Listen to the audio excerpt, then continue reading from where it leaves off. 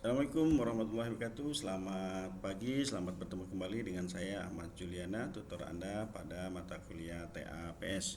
Pada sesi kali ini kita masih membahas mengenai manajemen operasi, tapi topik yang berbeda, yaitu perencanaan sumber daya. Pada capaian pembelajaran kali ini, Anda diharapkan mampu menggunakan dan menganalisis perencanaan dan penjabaran produk untuk berbagai organisasi bisnis. Sebagai bahan pengkayaan, Anda dapat mengakses modul 7 pada manajemen operasi serta bahan-bahan lain yang relevan. Tak lupa juga saya mengingatkan Anda untuk aktif berdiskusi sebagai bagian yang tak terpisahkan dari proses pembelajaran tutor Anda.